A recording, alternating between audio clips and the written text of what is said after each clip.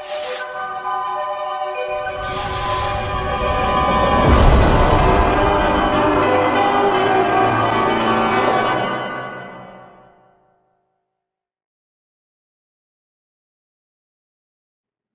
now we're going to transition into goal setting, how to set and reach goals for the things that we're talking about with sports nutrition.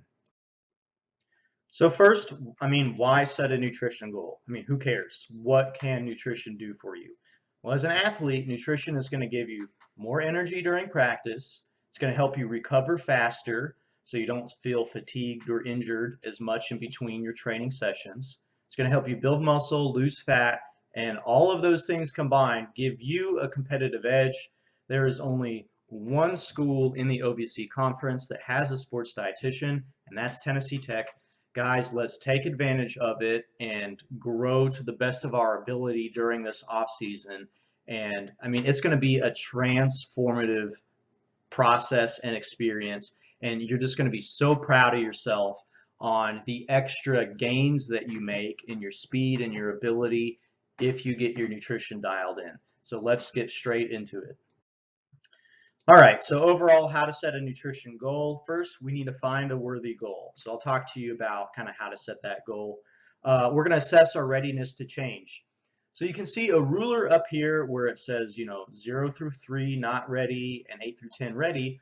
When you think about a goal that you want to set, I want you to go ahead and assess your readiness to change. Assign a number on how ready you feel you are to change.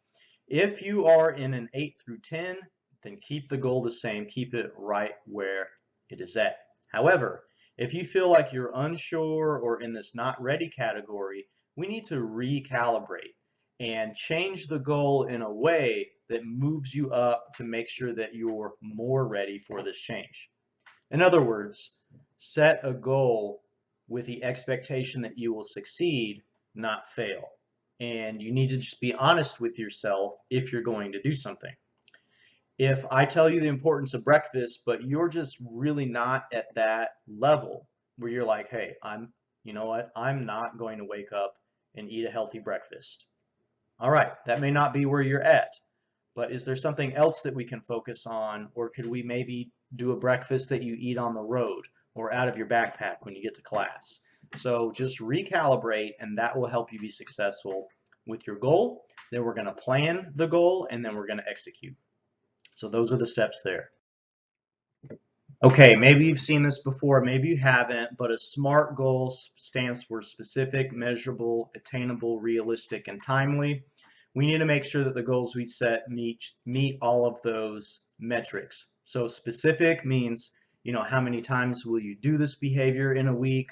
How will you measure that? So you can say, X amount of times, or I ate this many grams of protein, or packed this many snacks. Is it attainable? Is it realistic? And do you put a timeline on it? So I'm going to show you guys how to do that in every step in our next exercise. So before we get to that specific goal, I want to talk a little bit about process versus outcome goals. So a lot of times when I'm working with athletes, we really want to focus on those outcome goals. So in other words, that is, what is the ultimate change or outcome that you want? I want to lose 10 pounds. I want to score 10 more points in a game. I want to run faster or jump higher or something like that. Those are all great goals, and I want you to keep that in mind.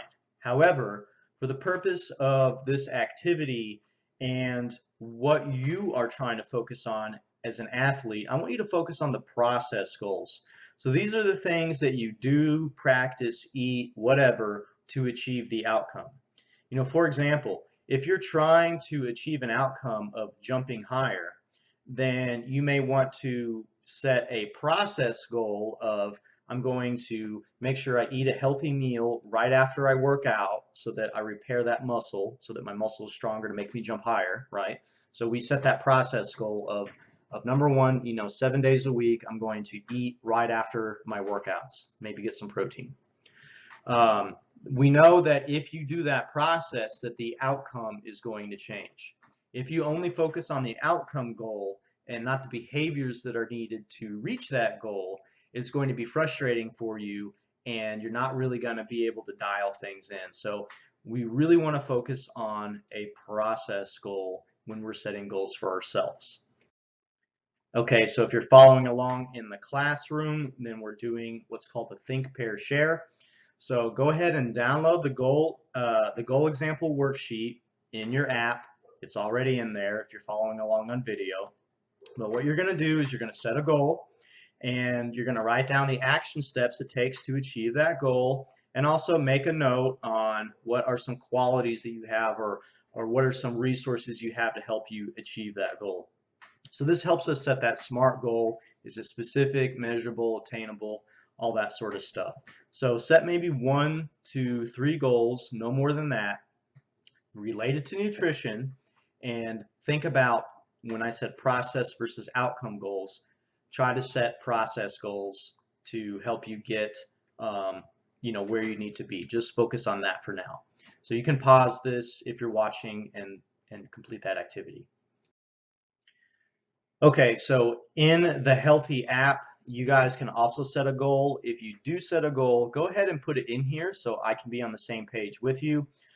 Just go to your goals. It should be, a button there in the app, and it's pretty intuitive. You can write in what your goal is and let me know, and that will keep it in there so I can give you some feedback on that too. Okay, that wraps up everything for our first session. If you have any questions, just shoot me a question on the app if you're watching this video. And stay tuned, because coming up next, we're doing those hands-on workshops. We're going to get right down to what you need to do to improve as an athlete, adding that competitive edge of nutrition. But anyways, like I said, stay tuned. This is going to be a great program.